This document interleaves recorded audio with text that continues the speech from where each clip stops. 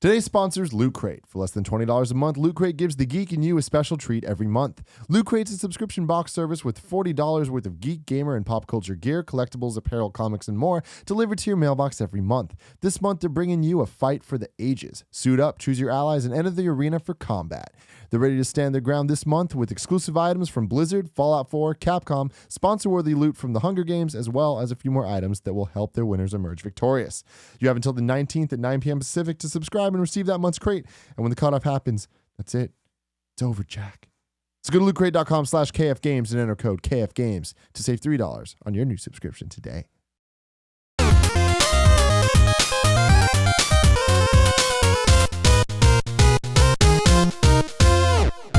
Topic 3 for the day comes from Patreon.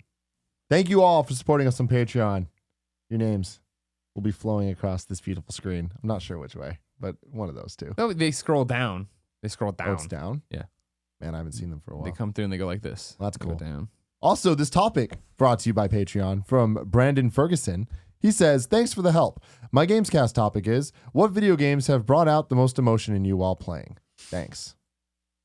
I'm interested in hearing you answer this, Tim. Mm-hmm. I feel like Colin and I talk about this stuff all the time. Emotion stuff? Yeah. I mean, I have so many. And the thing is, emotion doesn't necessarily mean sadness. I think point. a lot Good of point. people kind of, put those two things together. We talk about things like Journey and, Last of Us and we talk about Walking Dead a lot. Yeah, Gone Home. And all that. And it's like, yeah, those are, for the games I've played of that, those are definitely emotional experiences. But for me, like the most emotion I've ever felt during a game, I would say is Yoshi's Island, first game I ever beat. That was an emotional moment. Yeah. But the final boss fight in that, I remember it being so epic and feeling so grand, and just like it was different than the rest of the game. And like Baby Bowser turns giant. He's like in the fucking like way out there, and like the Super Nintendo's using some effect that like I hadn't seen before. Yeah. And I was like, what the shit is going on? I remember being overwhelmed with like, it felt epic. The emotion of just like, holy shit, this is intense. And it was just a fucking Yoshi game, and with Pokemon, playing through, anytime there was a choice that you had to make that would affect stuff that you couldn't go back and change, choosing your starting Pokemon, choosing which evolution Eevee turns into, where are you going to use the Master Ball? Pokemon felt like it was my life. It felt like just as important to me as going to school and getting good grades to get into a better school, to get a job, you know what I mean? Yeah. Every single choice felt like it had so much resonance in my entire life. Nice. Because all my friends were talking about the same things. All my friends were making the same decisions, and we had to make sure that all of our decisions kind of correlated so we can trade each other and do all that type of stuff. And like that was definitely an emotional thing where it just took over. I've made a couple other notes. Metal Gear. There's so many moments. Sure.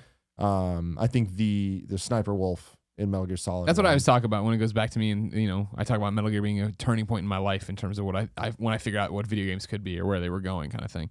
And yeah, I always go back to that. It's me and Poe in my basement playing that on a summer night, right? And it's like two teenagers sitting there, and we're just like totally enraptured as like she's saying goodbye, and Ocelot comes up crying, and like we're both trying not to get choked up while we watch this. Probably me, as you know, I tend to be a crier. Yeah, I mean, but that moment it definitely hit me. And then Metal Gear Solid 3, I think the entire end. Most of the plot of that game. But the most emotional moment in video games ever for me, Metal Gear Solid 4.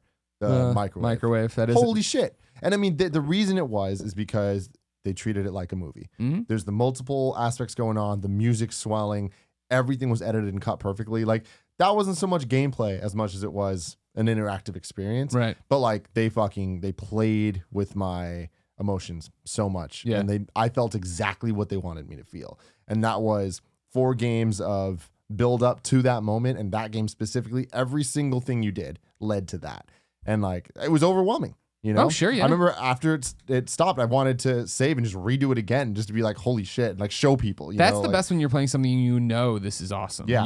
This moment is awesome. You can't believe it's happening. You know what I mean? For me, like those awestruck moments, right? There's always one in the Batman games from Rocksteady, right? When I remember when, and then I immediately go, wait, which one was it? I believe it was, the original Arkham Asylum when I was playing that for review, right? And you get dosed with scarecrow grass, right? And you turn the corner and you are young Bruce Wayne and you're like walking down the hallway and your parents are there dead at the thing, and it was like it was just like I didn't, not knowing anything about Rocksteady and what they were going to do. I for sure wasn't expecting that. You know what I mean? And then you get there and that happens, and you're like, well, what a fucking amazing moment. And then even in Arkham City, there's moments like that. And then Arkham Knight, no spoilers. You know, there's still things where all of a sudden it's like, holy shit! Like it seemed like every time a new one came out, they would lull you into that sense of, yep, it's Batman. You're punching and reversing and this and gliding, and then all of a sudden here's this crazy thing you didn't expect them to do, and you sit there and you're like slack-jawed watching or playing it. You know what I mean?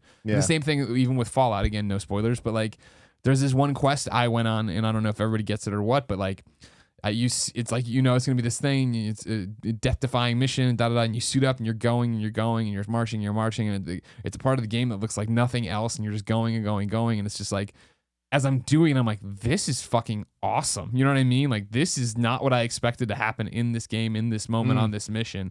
And then you like, there's spoilery stuff all over that. But yeah, you know, it's just cool. No, I mean, a moment like that for me was surprisingly in Twilight Princess. Like, everyone talks about Ocarina of Time and Hyrule Field and all that stuff. But for some reason, Twilight Princess had that moment for me, like kind of just, I had experienced it in Ocarina. But then Twilight Princess, just the graphics, like, it felt so vast in a time where I already knew what vast meant in video games. And I remember being on Opponent, just running around and just being like, holy shit, this area is huge. Yeah. This is fucking Hyrule. This is the best Hyrule we'll ever get. You know, it wasn't. But that was the same thing with Ocarina of Time. People always talk about Hyrule Field. Yeah, but for me, like the moment and the touchstone crazy moment of that is when you jump forward in time for the first time and you're, you know, teen Link or whatever, and you open those doors, and they had done such a great fucking job of setting up what like the town square looked like and how lively and bright and vibrant and fun and light, you know, I mean, light in terms of brightness and then light in terms of character and like emotion, right? And you open it up and it's fucking mummies and it's destroyed shit, and there's like zombies. You're like, holy shit, you know what I mean? Like I remember flipping out at how great that distinct difference was. You know what I mean? That they totally, you don't even, when somebody's setting something up in a game and you don't even know it till you get there, and then like there's the flip and you're like, oh, that's why this was like that. Yeah, man. But the moment that I didn't expect from the game was in Twilight Princess, the boss fight. I don't remember what the Fringe boss fingers. was. He's got his hands out like this. His fingers are going. But it was when you get the dual hook shots, and you're like fucking Spider-Man around, and you're fighting this like giant, not dragon, but like big bird thing, and like it's going around. There's 4 towers, and you have to hook shot from the tower to tower, and it's like, I might even be remembering it more epic than it was, but there's like fucking like rainstorm happening and like lightning and shit, and I remember being like, holy shit, this is Zelda. Yeah. Like, I can't believe that this is in this game. Yeah. And there's just overwhelming emotion with these moments that like I'll just never forget. And you know, Smash Bros, I have a million of them. Sure. Yeah. Well, I mean, that's the. I mean, I've written about it. It's arguably my most favorite famous non-review from IGN. Right, is how Infamous affected me when I was going through my divorce or whatever. Right, and why I'm so connected to that. But like in Infamous 1, when you're playing, right, and you like. You probably, did you ever play Infamous? No. I forget. And like Trish drops or whatever, and there's some other lady drops, and you have to make your choice of who you're gonna save, right? And like I'm playing through as the good guy or whatever, and you run and you get the other person, and it turns out Trish is gonna die regardless. But like Trish's final words, so you're like, holy shit, like this is so fucking touching. You know what I mean? Of like, she's like her dying words are me as good Cole, right? That she wants me to go on and save people, and I'm doing the right thing. It's like, fuck, that's awesome. You know what I mean? Like, what a great thing for this like weird open world superhero game you've gotten where I used to be a bike messenger. I mean, deaths are always one of those things where deaths are made to make you feel stuff, you know? And like when games do it, it's either overly cheesy, just like movies, or it fucking hits right. And like the end of Final Fantasy X was one of the first times where there was like a big build up to I mean, it's a death. It's a weird death, but it's a death. And when Tidus fucking like goes to hug Yuna and like disappears through her and like just jumps off the ship, like disappearing into like, because he's a fucking dream or whatever, because that game's weird. I remember being like, holy shit, like video games are making me sad. You know? Like I feel sad that these characters aren't going to be together. And then Final Fantasy X-2, when the plot gets way convoluted, and then there's like the same characters from 1,000 years ago, whatever, and there's like a flashback of them fucking standing with their lover getting shot down by these armies. I was like, holy shit, like this is fucking crazy. Yeah. But that's Final Fantasy. Portal was one that made me feel very uneasy. Really? Yeah. Like playing through the game, I love that game so much. But when you're playing, I didn't know that towards the end of the game, you like leave the beautiful looking stuff and go behind the walls, behind the walls and all that stuff. And that, for some reason, it hit me in a very creepy way where I was like, it felt like a horror game to me at that point. And like, it scared me more than most horror games do. Interesting. Portal for me, I thought you were going to go the opposite way and be like, the humorous, the funniness, how much that brings out, because I remember like with Portal 1 even like laughing at GLaDOS and da-da-da, but then Portal 2 especially with Wheatley, once you get them involved and how genius the humor is in that, right? Where if you sit there and like Wheatley keeps talking to you and he just wants you to say apple or whatever and he keeps like doing it, and like if you just let him go, Stephen Merchant just goes and stuff, right? And like those are games I sit there and think about like having fun with in terms of laughing, you know what I mean? Like moments we remember in terms of emotions or whatever it's stirring up there, having a good time at that moment. Yeah, man, emotions are crazy. Emotions are crazy too. Like, Gettys. Fucking fear. There's nothing that scared me as much as being at Kevin's fucking uncle house and then playing. Just period. End the sentence there. But playing Resident Evil for the first time and the fucking dogs just like even in through the glass. No, not even through the fucking glass. I'm talking about just the fucking dogs in the intro, like zombie dogs. Yeah. Period. I was a little kid and that was scary as shit. Yeah. And then the first zombie that turns around, like that iconic first shot. Yeah. Oh my god, that's nightmares. See, it's similar to me, or similar to you. Like you're talking about emotions, like how when I first went in, I Gone Home, we talk about all the time, and how I went and hugged Christine afterwards and da da da. But when I start Gone Home, right, like I had specifically or on purpose been told by friends to stay away and not read anything about it. It's just awesome, go play it. And so you start that game, and I was convinced it was a horror game. You know what I mean? Knowing nothing about that, I'm in this creepy house. Everybody's disappeared. Called Gone Home. Exactly. Yeah. And you keep finding books about like ghosts and satanic stuff and stuff. And so I kept doing the thing of like what did I hear? Like turn around, like look around, and then I'd go side. There'd be a doorway, and I'd come up to the side of it and peek my head back around and keep going. Because I'm like, I'm gonna trigger this ghost somehow. Where's it gonna pop up? Da da da. You know what I mean? And it doesn't happen. And then that game's so special, knowing nothing about it going in. Because I go from that to being like, this storyline's cool, but I gotta be worried about the ghost. What's happening this way? This ghost. I'm like, wait a second. Is what I thought the subplot of the game the plot of the game? Like, what the fuck? That's fucking cool. Braid's another one for me. Like in terms of like going into it thinking one thing and like, my god. That shit's just. You saw the Soldier Boy video and you're like, oh, just rewind time with this kid. Great. Exactly. And a weird one for me, Star Fox 64. When you beat it on hard, you get the special ending, and then Fox's dad comes back, and like I was like, oh my god. And I take the story of Star Fox way too seriously. Good for you. I was always super into it and thought it was fucking really cool, and I loved the cast of characters, and I thought they created such a good world. Even like specifically 64. Yeah. Of just like depending on which path you go, different people come and just for one level they'll be with you. And it's like, oh, this is Fox's friend from college, or oh, this is Falco's old girlfriend. Like all this shit. I'm like, that's fucking cool. I want to know more about these characters. You like the Star Fox cinematic universe. What's Bill the Bulldog doing? Like, come on. I want to know more. Hopefully Star Fox Zero will explain all of that. Sure. I think about emotional games that I'm connected to. I think always about wrestling games. And I've told my wrestling stories of chasing him down, but like the one that I don't talk about too much, right, is just like I get to Mizzou. I'm a freshman there. I know no one, not a single person on that campus other than like my roommate who I met over the phone. You know what I mean? And on that first week of classes, I left my dorm room, turned the corner, and as I was going, I heard the SmackDown menu music for SmackDown 2 on PS1. And like I went back and I'm like looking door to door, and finally I looked in and saw who would go on to be one of my best friends at Mizzou, John, playing it. I was like, you play SmackDown? And I'm like some crazy guy in my backpack with blue hair and a Hawaiian shirt. You play SmackDown? And he's like, yeah. I'm like, I'm coming back and playing SmackDown with you tonight. And like that was the thing, you know what I mean? Like that, like. And then he moved out. Huh? And then he moved out. Yeah, I came back that day and he's just gone. All his things are gone. But he was your best friend. What about you, Colin? There's a lot. I mean, I think Journey is the most emotional game I've ever played. And it's a game I refuse to play again. Because of that. I mean, a game made me cry. And I have no idea why. Still have no idea why. There was just something about that game it's like really one of the great games. The scarves. There's something very there's something very fucked up about that game. Like it was crafted to make you feel that way. Yeah, like I have no idea what, like it was really, and I know I can appreciate, even though Genova Chen doesn't really talk a lot about it. We've talked to him about it. I can appreciate the crushing weight that they're under to deliver after that, because they're not going to be able to deliver a game like that again. It's just that, I mean, I hope that they are, because then they really are a very, very, very special developer. But Journey's like a once in a lifetime kind of game, I think. I mean, to give them credit though, Flower, I would put on my list of like most emotional games. Flower's emotional, but it also has a more overt story. Yes, I think. You know what I mean? As opposed to Journey, where I'm like, I don't even know what this game's about. It's like about death, but like I don't know. Like I don't know. I just remember like crying when I was playing it, and I like at the end, it's just like a whole thing. Yeah, I think Final Fantasy 2 is definitely one of the, or 4 is one of the most emotional games. When the twins kill themselves to save you is like a really, although that's you find out more later, but at that time you think that they commit suicide and to save the team, and it's like super. The beauty of those games, of those 16-bit games, is that they didn't have any presentational excuses. The writing had to be good, the music had to be on point. It's just sprites.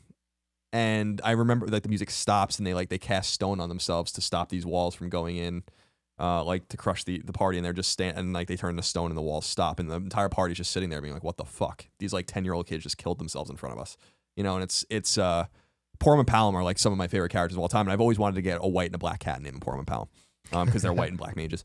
And that was a really super emotional scene. And Final Fantasy IV, when you really think about that game, is actually really sad. It's probably the saddest Final Fantasy game. By far, I think there's a lot of death and fucked up shit in that game. There's you start the game out committing an act of terrorism, and you have no choice but to do it. And that's what sets Cecil or Cecil, depending on how you want to say it, and Kane on this they go to this village to deliver a package. I don't know if you people out there know, they go to this village to deliver a package. The package ends up being this huge bomb that destroys this entire city, just like Infamous. And and like they're doing all these things in the name of the king. They're like both officers in this army, and they're both like, we don't want to do this anymore. Like, what are we doing? And the game, and then you meet Tella, which is he's an old mage, and it's just the game's like a really emotional kind of roller coaster. And I think the same thing with Final Fantasy VI. The overtones of love in Final Fantasy VI I think are really cool with Cecil or not with Cecil, with Locke and Celis. I love the opera house scene, which is one of the most famous scenes in any Final Fantasy game by far. Where you watch Locke try to like fake seduce Celis to trick Setzer into coming and kidnapping her, but he's really like falling in love with her. And again, it's like it's sprites. It's all sprites, and like the music is just right, and the writing is just right, and the localization is just right, and so in a way that and then the entire world ends in Final Fantasy VI, and that's like another really cool thing, like where the world just is destroyed. This like it's a very the way that Emperor Gestahl and Kefka deal with each other is a very Emperor and Darth Vader way, where like Kefka's not the main bad guy or the guy with any power until later.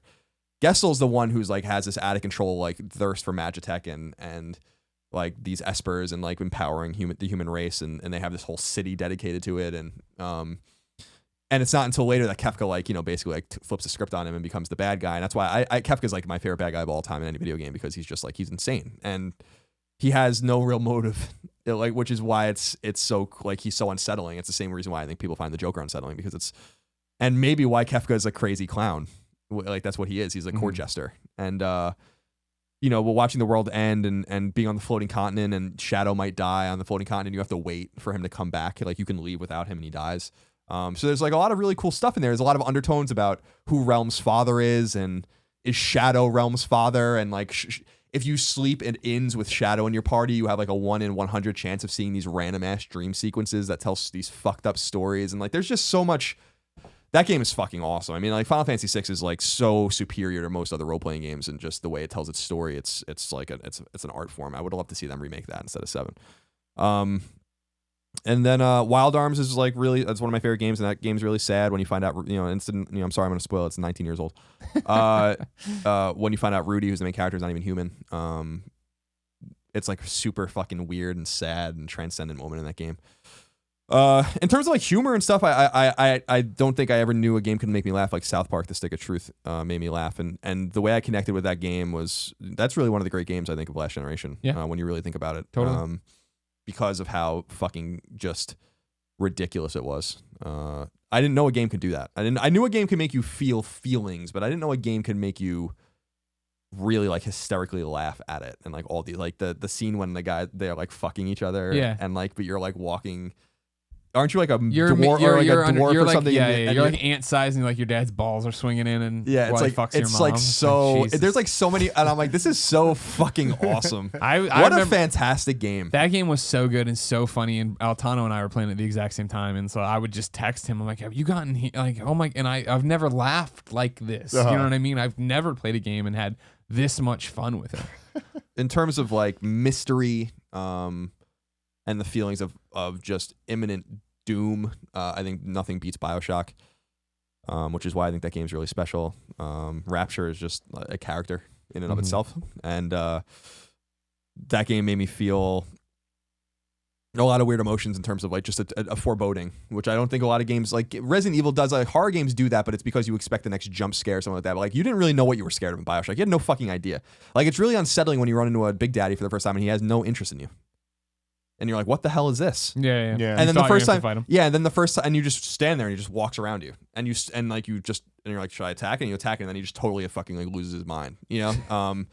These little girls like running around, like going in and out of these tubes, like, and it's like, what the fuck is going on here? So BioShock that's why I was so disappointed in Infinite, because I was like, it kind of lost the feeling of that. I mean, it's hard to replicate that, but so there's that, and I think Dead Space is another one of those games that gave me like this really this feeling of mystery and foreboding. I think that the game is supremely special. I think that might be a claustrophobic thing too. Yeah, you know? And I think that might be the best survival horror game of all time. When you really, really, really sit and think about that game. I mean, a lot of people love Resident Evil 4, and I appreciate that, you know.